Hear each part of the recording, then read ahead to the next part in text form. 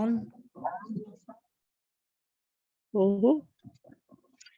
and welcome to 94.1 FM Egypt Australia radio show, and my special guest tonight is Nahla Elzanaty, an Australian teacher working for a British school in Egypt. This of course is a pre-recording session, Zoom session, which will be broadcast on Sunday the 13th. The 12th. 12th, yes. The 12th, that's right. Monday is the 13th. So welcome. Hello, Nahla. I am so Hi, Jerry. I'm overwhelmed because I know you as a friend in Melbourne. And that's right. You know, we grew up together and we had wonderful times. That were the best days, Jerry. That were my absolute, when I reflect, those days were definitely my favorite time of any stage of my life. It was that stage. But I loved it. Yes, absolutely. And we, you know, we were a very unique group of friends, and that was like over 40 years ago. Time has flown. Jerry. Thank you for reminding me. In fact, when our paths crossed again recently, I thought to myself, oh, it must have been at least 25 years ago that I last saw Jerry, until you actually put the dots on the line and reminded me that it was more like 40 years ago. Thank you so much. You know, but you haven't changed a bit. Yeah, talking to you, honestly, it's like it takes me back to those years because we grew up, we were friends. So all my questions. And there was Johnny and Lita and, you know, like it was a family. It was great. Yeah, honestly. Now, to my surprise, and I have to ask this question, you grew up in Melbourne, now you're in Egypt. How did that happen? How did that happen? Okay, the thought of actually relocating or working, not relocating, just working in Egypt has always been in the back of my mind. I've always, whenever I came here for a visit, I would say to myself, this is when I was a teenager. One day I would like to, you know, just work for 6 months in Egypt, just to give it a go. But personal circumstances never allowed for this to happen. So that didn't eventuate until 2012, where my children are now grown up, and they were actually moving to London to study, continue with their studies. And for once in my life, I was in Melbourne reflecting. So for the first time, I'm going to be on my own. Like I don't have any commitments.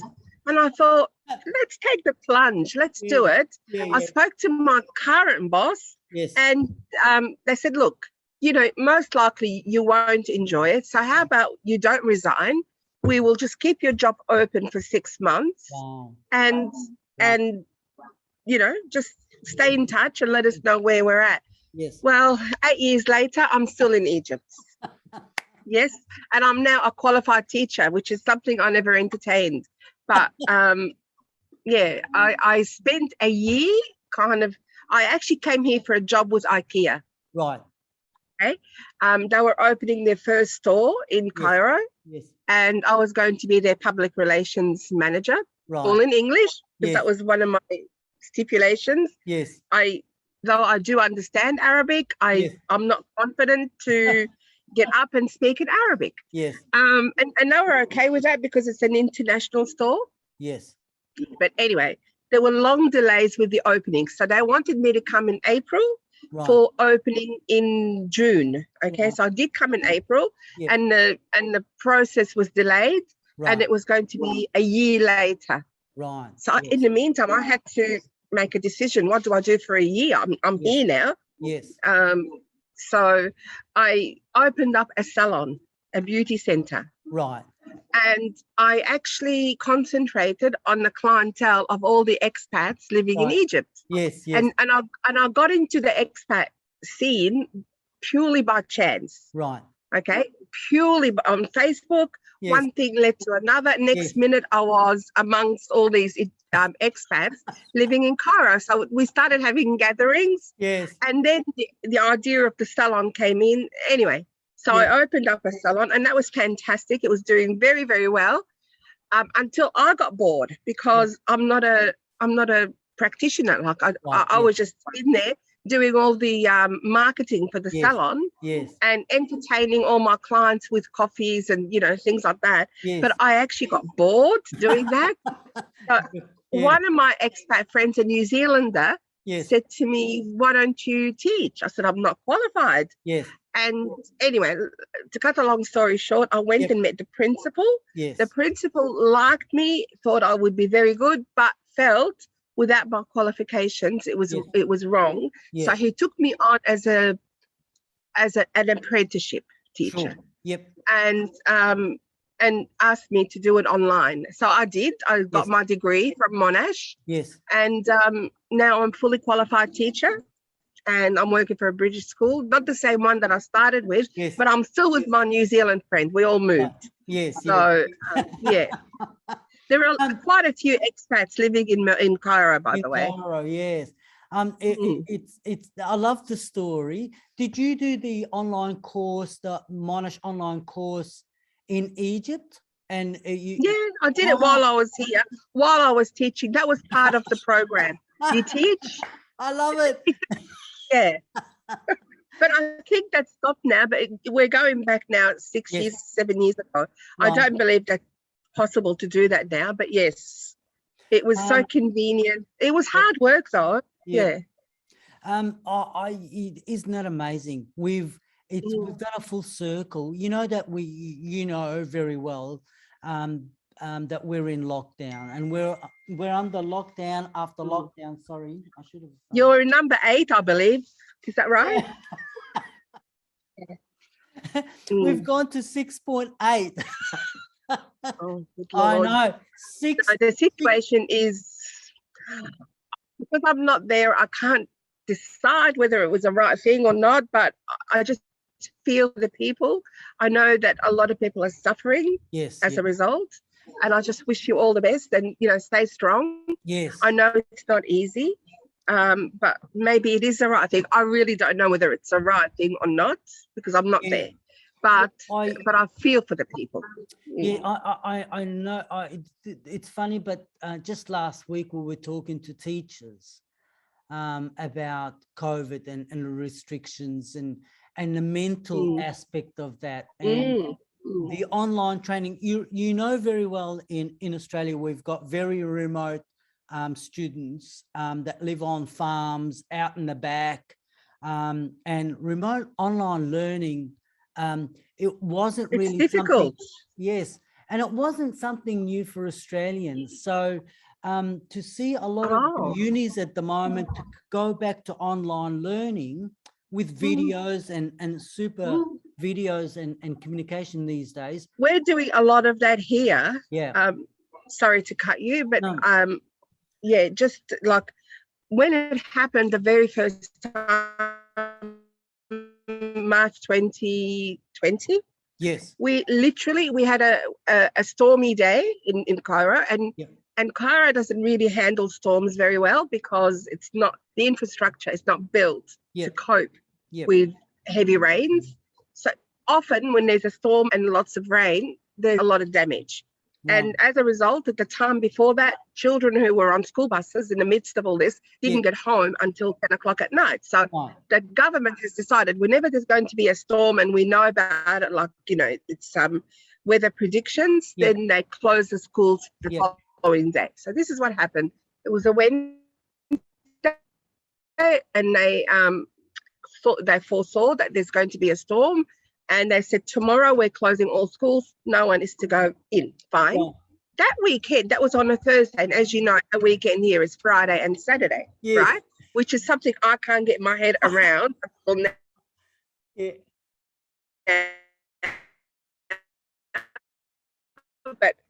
it is. The Friday or the Saturday, I think, seeing COVID, lockdown, no more schools, all going online. So we had training. You're talking to teachers who have had no training, students have had no training. We were thrown into the deep end. As of tomorrow, you're going to be teaching online. Yes. And we're thinking we're being compromised here because we're now open to the parents who are Yes. going to be judging us on something Yes. that we've never done before. But Right. anyway, we took it in our stride and we went online. Yes. And you know what? It's difficult, but we manage. We survived. Yes. And I think our little ones are troopers because Yes. they've just fit in with the scheme of things, you know, like Yep. everyone's doing really well under the circumstances. You know, Yeah. it's a global phenomenon because Nahla, you know, like you've just described and explained it to us, it's exactly listening to teachers in Australia going through the same motions and hoping and the students and the welfare of the students. And you can understand that. And Yeah. I think that's what the vibes that I'm getting about, you know, your situation in Egypt as well. I want to move on to something that I remember when I was in Egypt 2011 and 2015 again. When I was trying to listen to the radio in Arabic, either their Arabic was too fast or my Arabic was of a 10-year-old. How's your Arabic going? Well, I surprised myself because when I came here, there's a siren. Can you hear it? I don't know what this siren is, but someone's alarm has gone off. It's a car alarm. It stopped. Okay. My Arabic has indeed improved, no doubt. Well done. But as soon as I talk to people from, you know, the how can I describe those areas? عارف suburbs البلدي? Yes. Like the really old.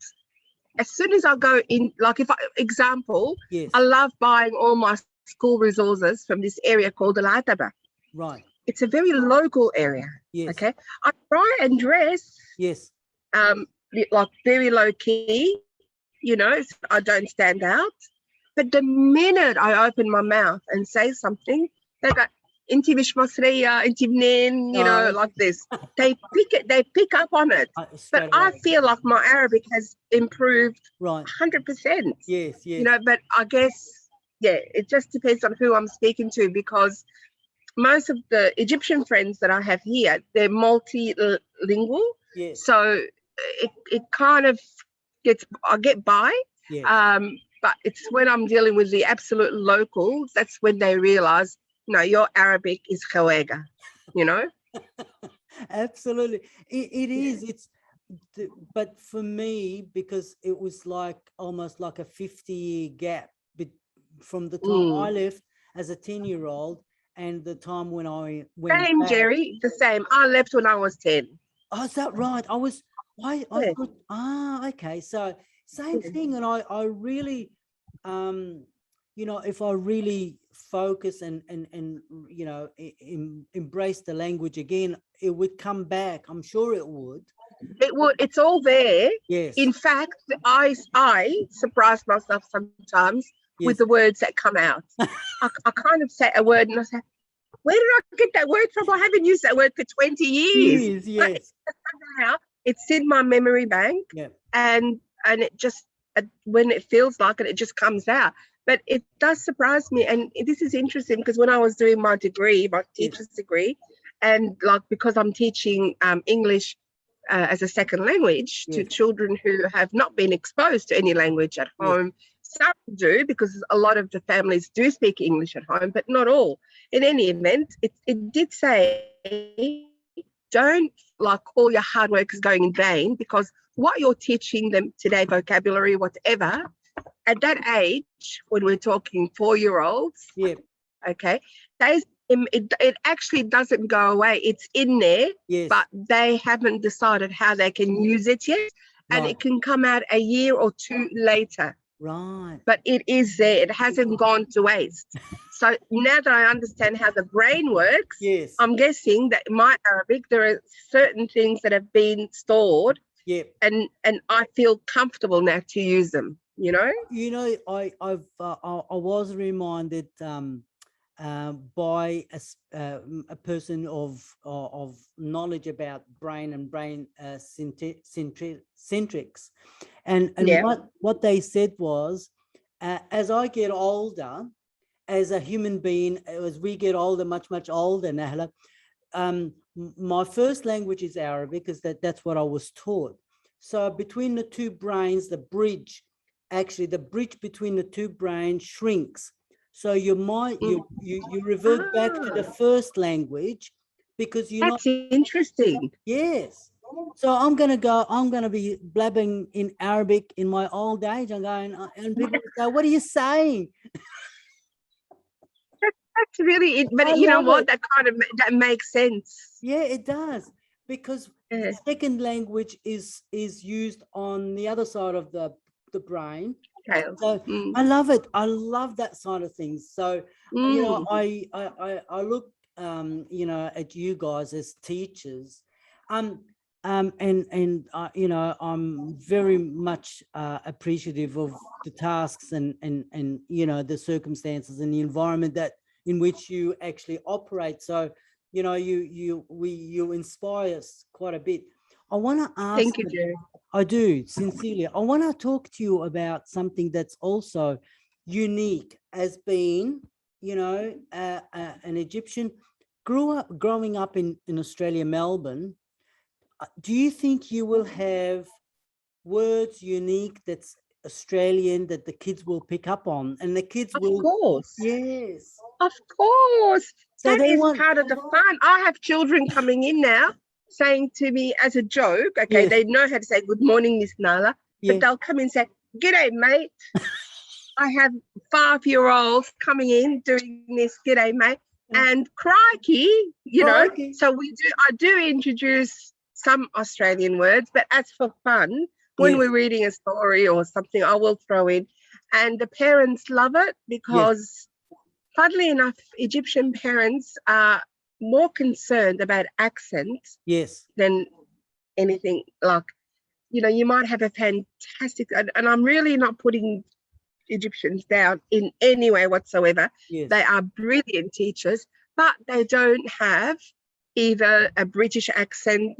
Mainly they have an American accent. Right, yes. For some reason, a lot of Egyptians who are very, very, like, they speak English well, but they have an American. Very rarely do you come across an Egyptian with either Australian, which is kind of considered very close to British. Yes. In here in Egypt, it's seen that way or heard that way. So what happens is they'll come and say, you know, "I want Miss Nahla to be my class teacher because of her accent." I love it. It's true. So finally, the Australian accent. Yeah, it's, you know, like, I love it. We've always made fun. Yes. Even us as Oz, we've always made fun of the Australian accent. You know, it's always been a joke. And all of a sudden, it's something that's well sought after. Like they're saying, with the Australian accent. We love it when our kids come and talk to us the same way as Miss Nahla does. So, you know, when I talk to, when I have interviews with whoever in Egypt, they say, "Your accent is so different. Can you slow it down a little bit?" Yeah, and they tell me my English is really different than the people they speak to English elsewhere, you know. So when they understand it, they love it. I honestly don't know what it is, but it is damn popular down here. It really is. You know, the one thing that the uniqueness about you being Australian is that you're actually taking a little of Australia to the kids, and you're bringing up little Australians over there. So, Jerry, I've got to show you this. Hold on. Okay. Do I have? No, I know we're very limited on time. Yes. But it's okay. I'll see if Tara. No, it's okay. I won't. I've got a kangaroo. Like that was. I actually inherited him from an Aussie guy who got married to an Egyptian girl here in Egypt. Yes. They're no longer here. They were only here for a short while, and that he had this kangaroo made up for the wedding. So he no longer had use for it, and he said he put it in the Australians living in Egypt, Australians living in Cairo expat group on Facebook. He said it's available for the taking, whoever wants it. Yes. So I put my hand up. I said I would love to have him as my class in my class, and the kids would love it, blah, blah, blah. And I said, in return, you're invited to my place for a barbie. Yeah. And he came over with his wife, and we made, we had some good fun together. Yeah. But yes, I've got this kangaroo. His name is Kangaroo. Kangaroo. And yeah, so Australia is really popular. Well Australia done. is really popular. Nahla, you do make me so proud. Just looking at the time, and I do apologize. We'll probably have to get another session down the track. When does school start again? Soon. Unis. Okay. Well, actually, officially, teachers went back 2 weeks ago. So I have been at school 2 weeks ago. Yes. Officially, the children will come in on Sunday. That's why I knew it was the 12th. Yeah, I did have to think about it. I know it's Sunday the 12th. Yeah. So this is the beginning of an academic year. Academic year. Yeah. Okay. Hopefully, it will be a more stable one. Yeah. The last question, Nahla, is that you do come across, and you make me very proud of being an Australian. Are you quizzed by Egyptians about Australia, or the other way around, Australians wanting to know more about Egypt? Okay, two sides of the coin here. Yep. It's more Australians are more fascinated about Egypt. Right. Of course. So I have a lot of friends that since I have relocated have come to visit me, but it's not just me, like they'll come and stay a couple of days with me, but they're more interested. So yes, and I've had some that have come more than once. Yes. So they loved it so much that they've come again. Yeah. So it's more from Aussies coming here, because Egypt does have a bit of a culture about it. The only thing I'm getting from Egyptians is, why would an Australian leave Australia to come to Egypt? Now, if I took $1 for every time that question has been asked, I'd be a millionaire today. Seriously. Yes. Every 5 minutes, he said to me, why did you leave Australia to come here? Yeah. That's the Egyptian point. No one has ever said they want to go to Australia. They probably would love it, but it's not something that Egyptians aspire to. Yes. Because I don't know what it is, Jerry. They rather go to Europe or something. Yep. I think they see Australia as just so isolated. Yes. Geographically speaking, of course, Egypt's in a great position to go to Spain. So you've got the whole world. So no one really thinks about going to Australia for a holiday. Okay. But, absolutely. I think you'll have to, as you do a little bit of teaching the kids and aspiring the kids to love Australia. I think you'll be able to do a bit of tourism. Maybe the next generation will consider it. Yeah, absolutely. You're doing it in your own way. Look, I want to say thanks again. Thank you. Much appreciated.